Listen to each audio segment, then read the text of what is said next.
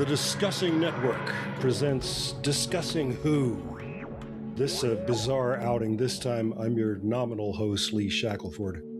And with me this time, of course, is Mr. Clarence Brown. How you doing? Yo, man, glad to be here as always. Glad we can actually get together because it's been like so sporadic lately, but I'm glad we're actually back again for another one. So yeah, I'm glad to be here, man. I was telling Clarence just before we hit record that I'm nervous, and it's because it's been so long. But I have a great Whovian friend who says it's been 8 years for him. And anyway, and that's Louis Trapani. How you doing? I think I beat you in the length. Yeah, well, Doctor Who Podshock was sort of unofficially put on hiatus, and the plan was to get back to it, and it just that life kept on getting in the way, and yep. It just unfortunately it just never happened, and I would still get an email here and there like what's going on, are you coming back or whatever. But yes, but I don't know when yet, and it's just like I said, I wish I had. Speaking of a TARDIS, I wish I had some sort of time machine to make more time, because it just seems like there's so little of it now, and it's just hard to carve out, and just to watch a movie, really, I have to like watch it like in segments, because I just don't have, I just don't have time anymore with that I did when I was younger. Right. I was going to say what happened is we got old. Is what happened. Yeah. And you and I don't have two little kids like Mr. Brown. So. Oh yeah, my time is definitely at a minimum, because I always have to play Paw Patrol or some other game. Exactly. Well, it's the current life. Sounds like you got your priorities right, though. Yeah.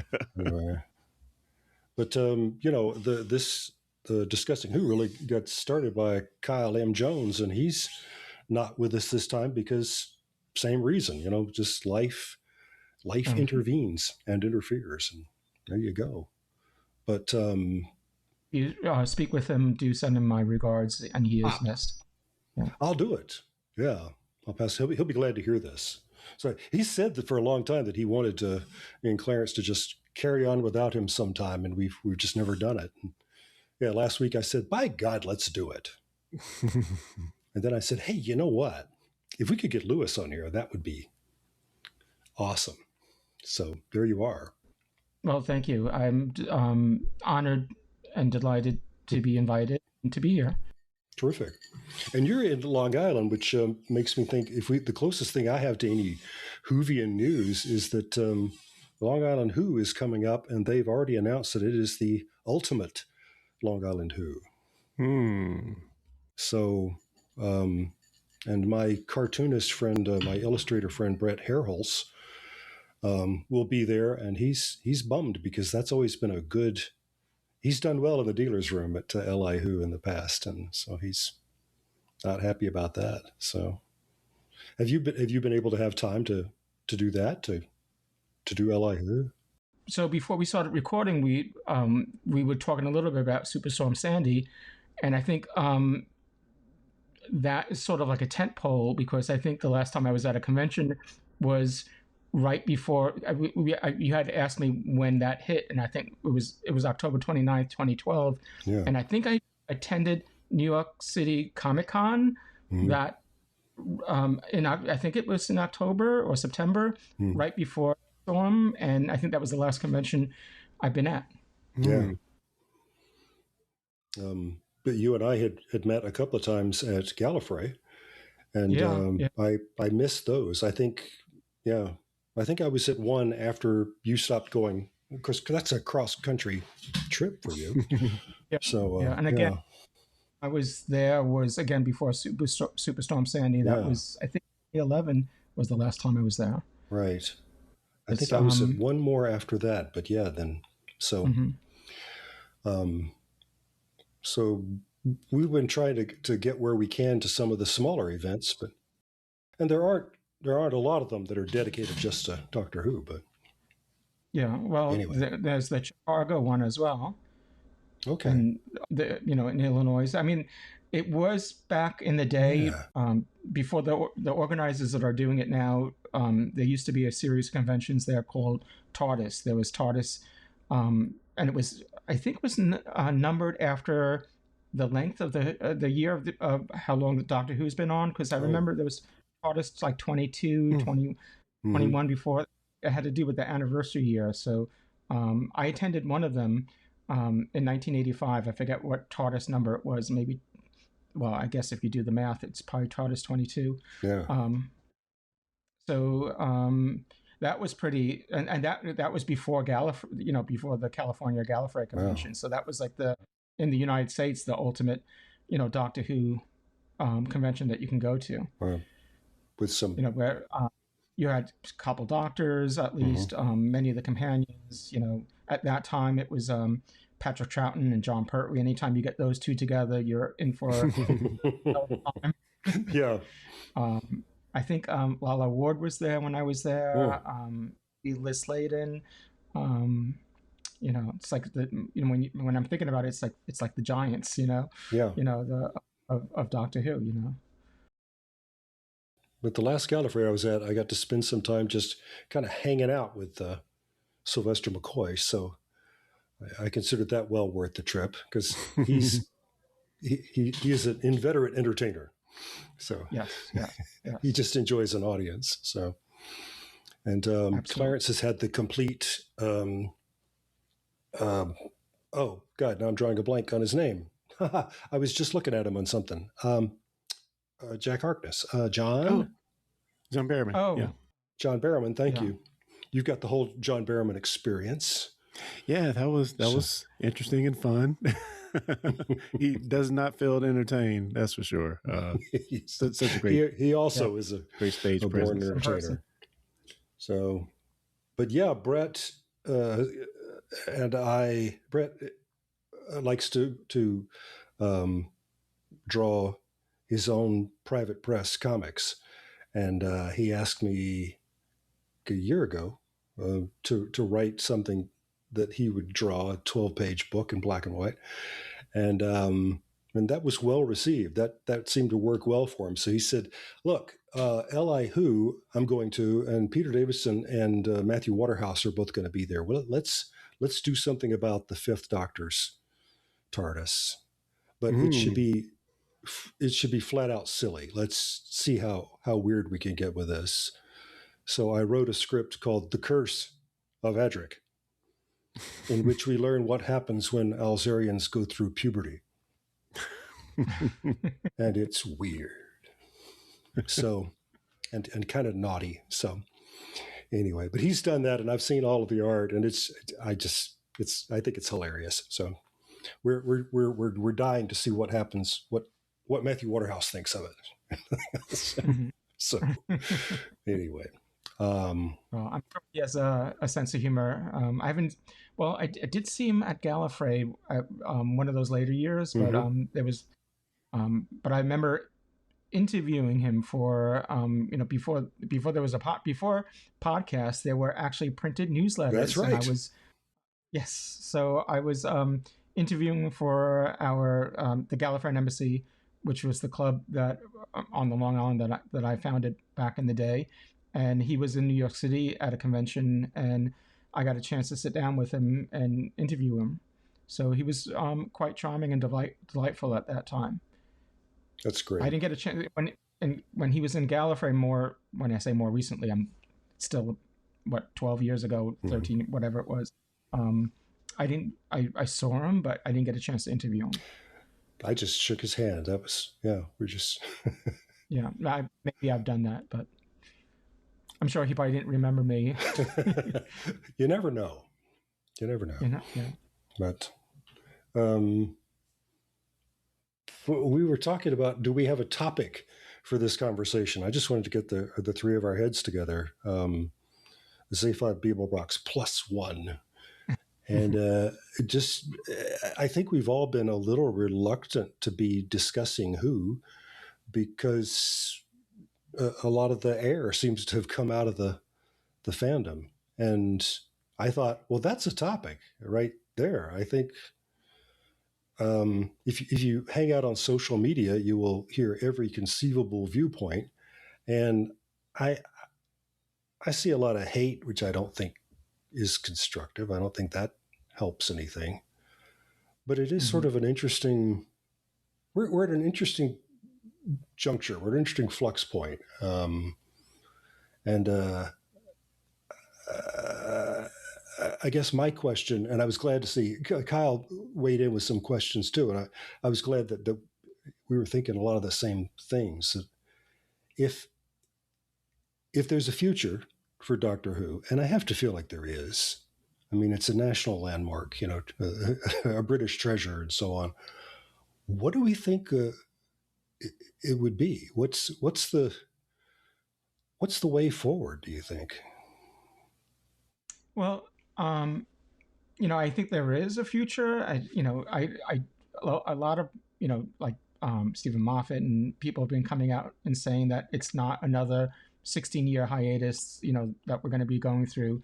There's nothing laid down in cement right now, but I'm sure probably within I'm going to guess a few years. We're going to see something. And Doctor Who always reinvents itself, so it would be interesting to see how it reinvents itself. There's a lot of speaking of social media in that form. There's a lot of speculation by fans what might come to be.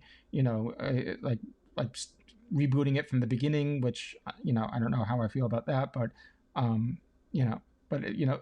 every new Doctor is a sense a reboot of the series.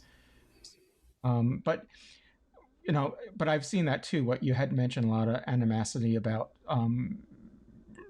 Russell T Davies and the direction it went in and all that. But it seems to be par for the course. Whoever's the current showrunner, seems that's where the hatred is targeted. While they're in it. That's part of the job, I guess. Yeah. Well, I mean, everyone has different expectations of what they think the show should be, and they project that, and if it doesn't match what they expect, then there's they lash out. You can't possibly please everybody, so it's not a job I would covet at all. I would not want to be a showrunner or something like this for that exact reason. Clarence and I were talking about this just the other day. Remember that casting the next Doctor, it feels like an impossibly tight corner that we're painted into. If it's a white guy, then it will feel like a retreat. It will feel like people say, "Oh, you figured the solution is that he better be a guy and he better be white," So, so okay, let's take all white actors off the table then. Well, you can't. Yeah, that's not. Yeah. But so you just feel like you're stuck no matter what you do. For fans who are going to be hypercritical and not give it a chance. So, have you thought more about that, Clarence, or what do you? Yeah, they're definitely in a trap when it comes to casting a new Doctor. No matter what they do, it's not going to please anyone. It almost, in a sense, feels like we're giving up. We did a couple of seasons with Shooty and see how it worked out. I almost feel like you just got to push through till it gets better. But it feels like we've just kind of did this soft reset with Shooty, and we're have to start over again, or we're saying we're going to start over again. So in that aspect, it is a little disappointing. But as far as it comes to casting the next Doctor, or even the next showrunner, for that matter, it's I wouldn't want the job. No. I think I'd like to write for them, but I would not want to be them. I want to. Yeah, it probably has to be someone from the UK, someone British. I remember back in the day, going back, I was, time traveling in my memory, going back to Matthew Wardhouse and those days of interviewing people. And I also had a chance to interview John Nathan Turner at that time as well. Wow. And that always, to me, seemed like the ultimate job. I'm like, oh, I wish, I was doing what he was doing. But in hindsight, it has. I feel like you really can't have a Yank doing that. It needs to be, a British person, doing that role. I would think, Well, because it needs that British sensibility to it. and Joe Straczynski has thrown his hat in the ring, as it were. Oh yeah, yeah. And Well, so I'm not saying it has to be yeah, I British. mean, I would. Well, he's. I know he did Babylon 5. And, Yeah, but American, and I would yeah, think that would be but a major impediment I never for him. met him. I'm Yeah, asking. Yeah. I don't I think I'm right about that. But just something, I love Babylon 5 so much. There's just part of me that says, wow, that give him a chance, man. That would be awesome. But I said that about Yeah. Broadchurch too, and I don't know. So, yeah, it is. It feels like we're painted into a corner in a lot of ways. It is like the Star Wars franchise, isn't it? That we want it to be new, but we also want it to be like what we know. So Mhm. it can't be old and new at the same time, or can it? Well, that's a good, analogy or allegory, I should say. Because Star Wars had a hiatus as Mhm. well. After Return of the Jedi, there was no new films, and then there was such anticipation for the Phantom Menace when that was announced, and it, the trailer was being released in movies, and people and these and like just ordinary movies had the trailer, and these movies were selling out, and people would just go in there just Right, for the trailer. right. They'd leave after the trailer. Yeah, They would just leave after the trailer. I don't think that's ever happened before or since.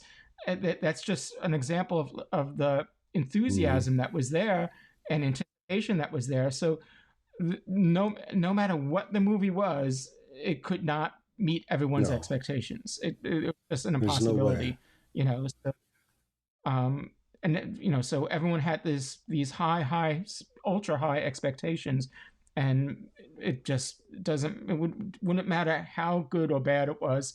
It would just not meet everyone's expectations. I was talking with another friend the other day about the Peter Jackson Lord of the Rings films, and he's a huge fan of Tolkien and had read the books many times before coming to the movies. And we had talked about that even before those films were made. How on earth do you make a film based on anything from the worlds of Tolkien, where for which people who've read the books have such vivid imagery in their minds? They know exactly what everything should look and sound like and feel like in those movies. So aren't they bound to be disappointed by anything that happens that they see in the movie? And yet, I've got some quibbles, but as a fan of the books, I got to say, Peter Jackson knocked it out of the park. So, and I feel like they're massively successful. I feel like for an awful lot of people feel the same way. So it is possible to come to people with massive expectations and actually meet them. It's another example would Frank Herbert with Dune. The first Dune that people were disappointed with that, and then there was the miniseries on the Sci-Fi Network, and it took several attempts before someone sort of got it, where it was meeting people's expectations. Right. Yeah, it took some tries. So you've had your finger on the pulse, Lewis, of Doctor Who fandom for, if I say a very long time, that just makes it sound like I'm saying you're really old. But well, I think I'm older than you, so I can say that. But hasn't every regeneration been met with a sort of outrage from fandoms? I mean, starting with the first one, I mean, I wasn't, around at that time. You don't remember Patrick Troughton? For like I was there. Yeah, I was around for that, but I wasn't watching. I wasn't in the fandom at that time. But so my first experience with the change of doctors was Tom Baker going to Peter Davison. That was my first, regeneration. And, and Peter, I love Peter Davison and the Fifth Doctor, but at the time he was just completely opposite of what, and that's what you, and in hindsight, that's really what you got to be. It was, but he was nothing like, Tom Baker. And Tom Baker was the, because at that time, John Pertwee's and Patrick Troughton's and William Hartnell's weren't shown in the U.S. That's right. So as a U.S. fan, your only real exposure is Tom Baker's is the Doctor, and so he was completely, different from Tom Baker.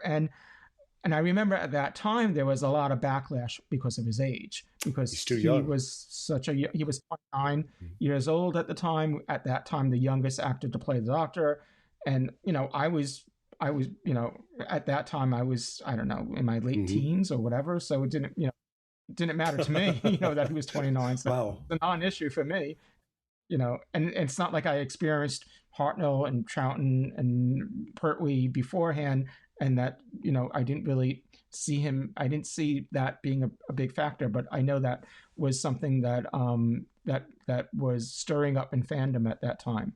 Yeah, I'm wearing my Fourth Doctor scarf because because I knew we'd be on camera for whatever purpose. But yeah, I was. Yeah, my reaction. There you go. You got your nice. Fourth Doctor T-shirt on with the Cyberman in the background.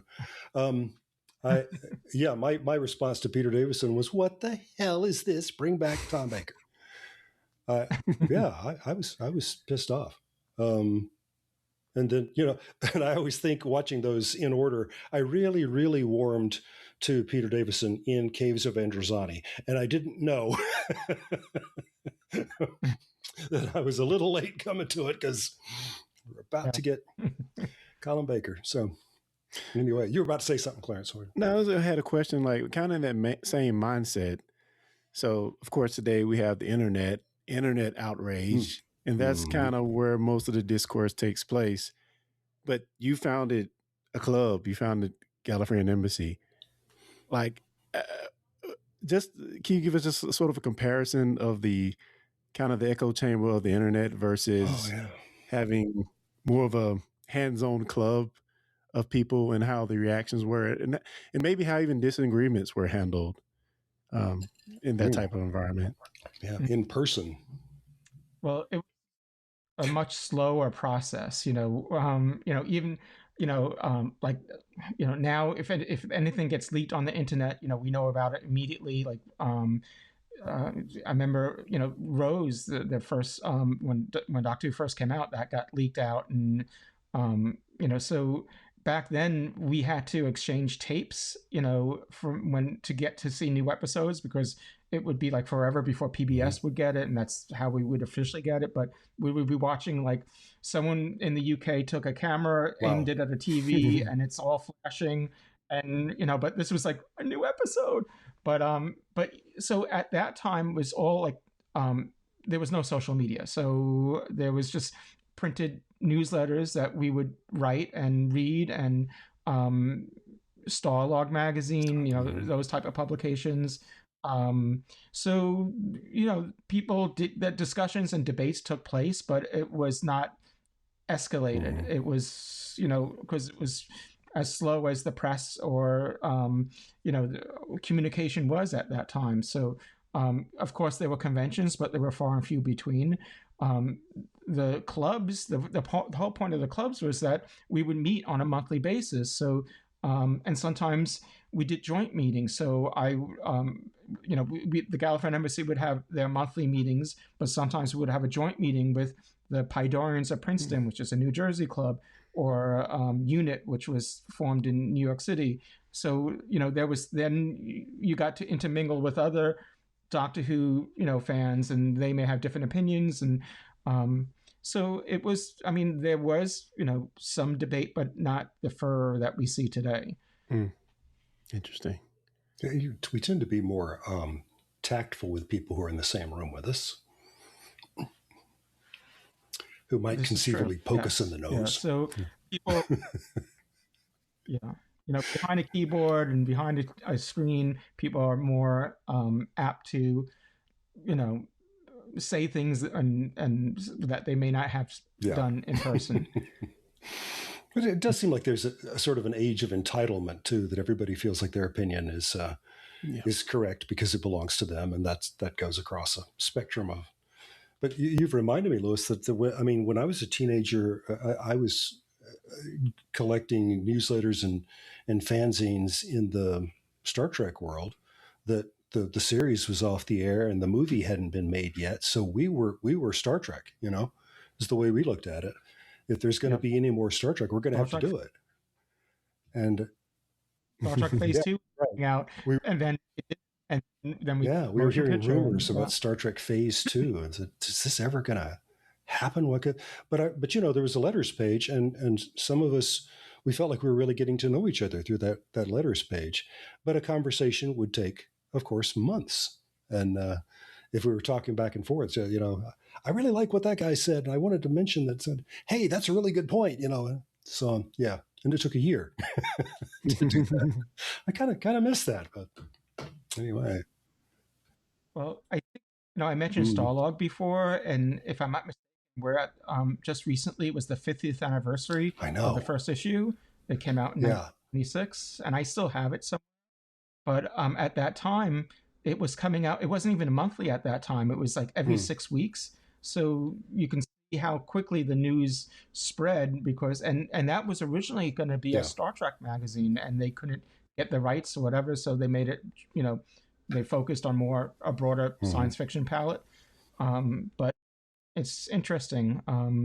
At that time, I want to pull out that magazine and just kind of read through it, and it's like a time capsule tonight. What we were and what what fandom was like in 1976. And I think the whole run of Starlog is now on archive.org. Yeah, is it? Yeah, I know that you can get it, but yeah, I had them all on paper, but I got tired of moving them around. So I'm glad that there's a I was more enamored with the first few years, and then it became more tabloidish, but those, especially the original ones with the illustrated covers, and it was so impressive, and at that time that was like the first magazine that I was reading from cover to cover. I just swallowed it all. David Gerald had a regular column, and I love that. And I think that's how I first found out about Peter Davison as well. I remember that first issue had Kirk and Spock, a great painting of them on the cover, and great illustration. They published a cartoon of mine, a Next Generation cartoon, and and I felt like I had achieved a kind of greatness, that I have flown as high as I can fly. I've had a cartoon published in Starlog, so. Oh, you're gonna have to tell me what issue it is, so I can dig it out. I can certainly locate it. So, one of Kyle's questions, I thought this is really great. If we're talking about, well, like Louis, you had said that right now you've gone back to the classic series, and I have too. I just don't rewatch things from the reboot forward. To be honest, it's not like I've gone back. I just never left it. It's what I rewatch. I do watch the new, when the new episodes come out, I do watch it, but it doesn't have the rewatchability that most recently I've been watching a lot of the the animated reconstruction Lost episodes. So because when they were coming out, I just didn't have a chance to see them. So a lot of Patrick Troughton ones, Power of the Daleks, Evil of the Daleks, what's that William Hartnell one with I can't, it's just the name is escaping me, but they had little robots and not Daleks, but it will come to me later. So that's what I've been doing, and then I do have those the Blu-ray box sets that I occasionally go into those as well. But again, it's that time factor, but what I like about Doctor Who is that for the most part, they're half-hour episodes, so you can have a little bite here and a little bite there. You don't need a 2 hour block. You can just watch. And that's how I did it back. It's very reminiscent to how I Yeah. used to watch it back in the day, on PBS, 25-minute episodes, each day. And they had that cliffhanger ending that really, got you on the edge of your seat, like what's going to happen next. I can't wait to see the next I've wondered episode. if we could have a 30-minute drama series these days. What would happen if Doctor Who was 30 minutes long, and that a story went over, 4 episodes or 6, or God help us, 10.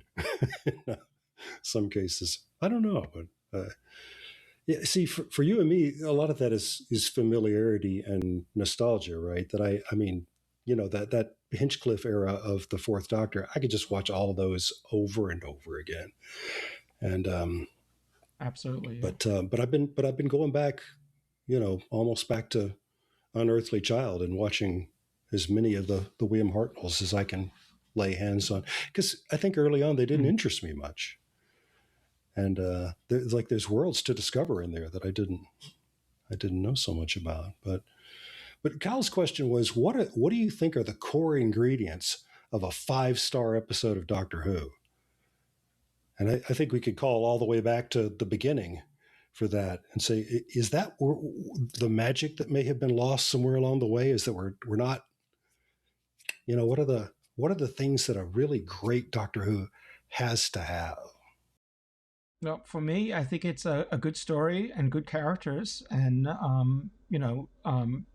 obviously goes hand in hand with good acting in that as well. The effects take a second seat. As long as it's a good story, my imagination can fill in the bubble wrap that we see wrapped around something. They did their best they could with the budget they had and and the resources they had available. So I don't get upset with wobbly sets or anything like that. As long as the story's good and the characters are good, that carries me through. I want a good story, an interesting story that's gonna carry me through it. What's interesting is that I came into I discovered Doctor Who in the late 70s. I had a paper route, and I would, and it was on Saturday mornings here, and they would show like 2 episodes every Saturday morning and all that. So, but I had to get home in time for my paper route to kind of catch it. So I was watching it, but it didn't grab me as much as it did once it got to PBS, where I was able to watch it continuously without missing episodes. And I was in my late teens by that time, and so I was more mature coming into the series than those in the UK that watched it as very young children. And and the cliche attitude, that the kids were like watching it from behind the couch, behind the sofa, and they were frightened. So for me, it was never I didn't have that factor in my enjoyment. The fear factor, some things were a little scary, but it wasn't like, I was a little older at that time, so it wasn't scaring me. I wasn't behind the sofa and all that.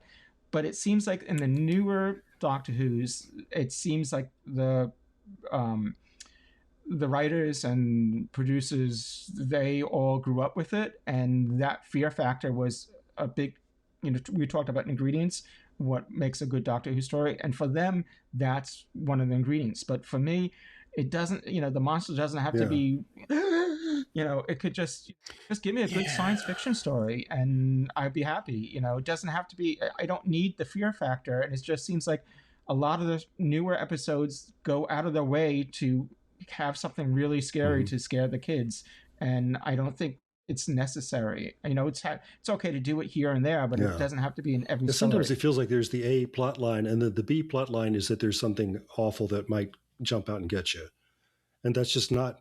Sometimes it's not even relevant to the story. That feels kind of tacked on. But yeah, I think you're right, and I know that there are people who would argue that Doctor Who has always been a monster movie a week, and you can't separate the two. You can't, well, that's I mean, that's how they remember it. But and you probably can pull episodes, especially if you go back to like the historical episodes that had no,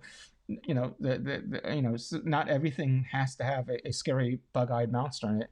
Right. Sidney Newman didn't want any in it, but we got the Daleks. But yeah. So I mean, I'm not saying that we shouldn't have any, but I'm just saying it doesn't. It's not required that every story must have something that's going to be frightening. Now, Clarence, you were telling me the other day that you've gone back to watch the beginning of the Shooty era again, or yes, I have. And your comment was about what it looks like. Yeah, I mean, I think you even all the money's on the screen. Yeah, but I think it comes back to what Lewis was just saying. Is the story really worthy of Doctor Who? And I also thinking when you guys were talking, has it gravitated to more sci-fantasy versus science fiction? When we have cartoon characters coming to life, yes. Yeah, space babies. Yeah. Especially when you compare it to New Who versus classic, it does seem a bit more whimsical on the New Who side to me. So, yeah, I watched some of the New Who, and I wonder who the audience is, or who the anticipated audience is. So, we knew it was supposed to be a show for kids. It was supposed to be a show for the whole family, right? It's tea time. Yeah. And so that was the idea, that it's nominally for the kids, but you also want to have Louise Jameson as her abbreviated costume, because Dad's there too. Yeah, exactly. Yeah. So are we trying to make it too grown up, or not grown up enough, or I don't know. Maybe I'm completely off base going in that direction. Maybe. No, I agree with Clarence. It just seems, it's just, well, and like you said as well, it's just, I think we went into too much of the fanciful type of, storytelling, fear her and, going, I think you can see like, I don't want to hop on, going back to like what I was saying in Doctor Who Podshock episodes of years past, but when you have a scribble going after someone, it's just, it's that believability factor, that what if, and it's just hard to swallow. I mean, I think that's, I can't remember the title of the story, but that story with the cartoon character and the movie theater and all that wasn't so much a bad. I didn't think it was a bad story. It just didn't. It wasn't Doctor Who though. It just for me it wasn't. Maybe for others it was, but it's not that it was bad. It was just not. It just seemed not appropriate for this. For the series. It was a fine episode of another show. Yeah. If it was a Twilight Zone episode or something else. That's right. I would have totally bought that on the Twilight Zone. Yeah. It might not be so much what you add; it might be what you took away from to strip it down to its bare essentials, maybe, and go from there. Yeah, no, I think that's a good observation, because, in that age that when Lewis and I were watching the show on PBS, I would have friends who would walk through the room and say, "How can you watch this? I mean, just look at how cheap it is. Look at how phony everything is." And I said, stick with this. They don't have a lot of money, so what they do is they have great ideas. So that's what's happening here. This is theater. You understand that you're watching a show and that it is in a studio, So once you have accepted that, you can put it out of your mind and listen to what they're saying. This is an extraordinary story that they're telling, and and the acting is some of Britain's finest. Yeah. I think for that exact reason that you just said, is why Doctor Who translates so well as an audio drama, and that's why Big Finish is doing, has produced as many stories as it has, and there's still interest in that because you can just listen, and you can your mind's eye will do the special effects and that's right. The sets and costumes and all that. If we grew up on the classic series, we've always been using our imaginations to help it along. But yeah. that's another interesting thing about I mentioned about those Blu-ray discs coming out in HD now. So seeing these old episodes that back in my day, we were bootleg VHS tapes, and it was just like now watching them in HD, like, oh, those roundels aren't real, like. Back when I was watching it, it was everything. It was a grainy TV on SD, and maybe a fourth generation copy of someone else's tape or something like that. So you didn't really realize the imperfections. Part of the first Doctor's control room was literally a drop with the roundels painted on it. Yeah. But yeah, people were watching on a screen this size. And so the show was produced with that in mind.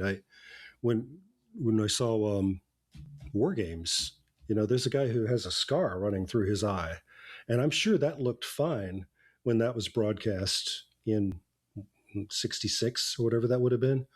But watching it now on my monitor, you could see that the scar is something that is on a piece of gauze, and it's just taped over his eye. So every time the camera would come in close on him, you just go, look at that. But nobody was expecting you to look at it, 60 years later, right? Yeah, when they were making HD. And the fact of the matter that the BBC erased the episodes and taped over them, they had no idea that there would be any interest in the future of them, So. Yeah. Yeah, we always go back to Desi Arnaz. I always think about, that when they shot I Love Lucy on film, and that was unheard of at the time and very expensive, And in the first place, he said, hey, it's my money, and people are going to want to watch this show again in the future. And the networks were like, people don't watch old TV shows. But at that time, there weren't any old TV shows. But he knew, and he was right. So. The old Superman with George Reeves, was shot on color film at one point, and no one had color TVs.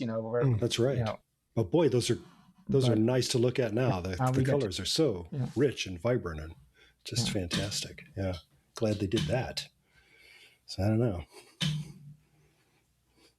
So yeah, I guess all we can do is hope for somebody to take the reins here and say, we know what makes a good Doctor Who story. We just need to do that. I don't know. Clarence, when you mentioned that about the first of the Shooty era Doctors, I remember watching those and thinking, I think they've let the effects run away with this show. And when I was a kid, we didn't care. And I watched, like, I've been watching Starfleet Academy and thinking the same thing. I was saying, I remember when they couldn't possibly do any of this and they didn't need it. So I don't know. Maybe is that part of the problem that we're, it's the Jurassic Park thing. Just because you can doesn't mean you should. No, I don't know, man. You have to, in some ways, cater to the current audience you're serving to. That is absolutely true. So, and there's an expectation there of it to look a certain way. Yeah, and of course, all of your budget shouldn't be going to the looks of the show. I think you kind of have to continue to kind of cut corners where you can to spend the money where it needs to be spent most. And I don't know how you do that, but. Well, yeah, and I'm talking like if you pay more money, you get a better script too, and a bad script and a good script cost the same, and it's, yeah. So that ain't the problem really. If I'm gonna blame scripts, Well, in Classic Who, how much did the showrunner have authority over what the certain stories being told were going to be? That's a good question, because they were written by individuals who were sent away, and then they'd come back with the pages. But Lewis, you talked to J&T. What do you have any insights about that? Or well, I think they can take a submission from a writer and then get a script editor to make changes that they may want to have in it, or they may just reject the script. And then there were some there were some scripts that, especially when there's a new Doctor, that were written for the previous Doctor, because it wasn't, because often when you have changing of Doctors, sometimes in the classic era you had changing of showrunners as well. So a script that may have been rejected by one showrunner may be acceptable for another, that they needed a story and they just adapt it for that Doctor and that companion. But it was obviously written for a different Doctor, a different companion. We heard Louise Jamieson say that she was irked early on as Leela because she would get scripts that literally had Sarah Jane, as a character, and they just scribbled out Sarah Jane throughout and written Leela on top of it. Like, those characters are completely different. You can't just give her lines. No. So, yeah. I know they're always in a hurry too, and that's why it's an adventure in space and time. It's always about being up against the resources. You're going back to the Hartnell and Troughton eras. They were almost like live shows, because they only had X amount of edits they were allowed to do in camera, so it was done almost like a live broadcast, because they just had to get them out. And so it's amazing how well they did work for that time and conditions. Yeah. If you've seen any of the behind the scenes, video from like Peter Davison's era, you can tell everybody is just galloping to get the day's shooting done. It's fabulous.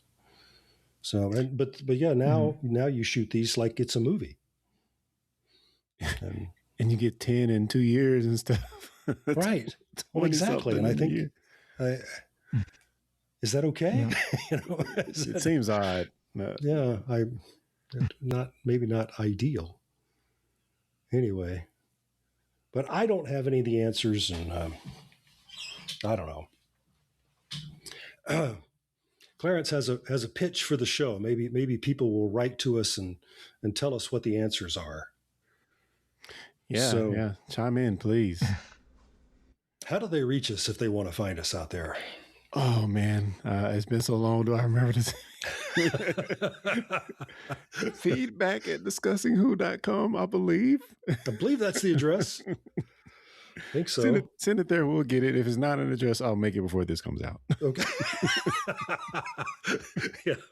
It all runs out of your machine anyway, doesn't it? So, yeah. Discussingwho at gmail.com. That's the real address.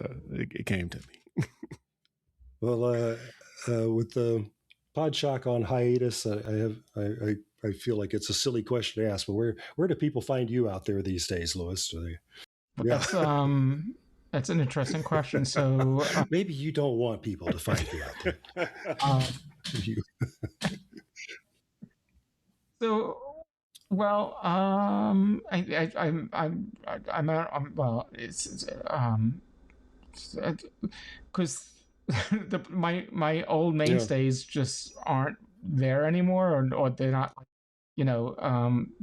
I'm hardly on what they call it X now, what was formerly Twitter. So I don't, I'm not there really. I mean, I still have an account there, but I don't. It's changed, and I'm not there anymore.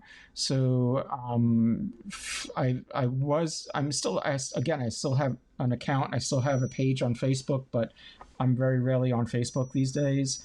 I just basically just got tired of like the feeds, and just it seems like you have less control of it. I'm on Reddit more often now, because it seems like I can control what I see on a better basis, but it's just difficult. I'm on Mastodon. You can find me there. Yeah. But again, I'm not posting a lot. I used to post more often. It just seems I'd get some responses and all that, but sometimes it just seems like you're just shouting into air and just, for your own benefit, and nothing, there's no communication or dialogue. Yeah, if people are trying to see what I'm up to these days, I would point them to Instagram, where I'm Lee Shack 3000. This has been great, guys. It's really been great just to talk with you. I've missed this a lot. So indeed. We'll drag Lewis back into the podcasting world, kicking and screaming if we have to. It was delightful. I felt, a little apprehensive only because it's been so long, and I feel like the rust. I have to scrape off the rust off of me and get some oil because I'm like the was it the milk car that was out in the I was just a frozen statue, and that's a reference to an episode of the original series, folks, that you might not get if you. Anyway, well, I do remember that what Kyle has always said when he's been the host. We'll be back next time. You've been listening to the Discussing Network. Find out more at discussingnetwork.com. Oh dear, I seem to have lost my recorder.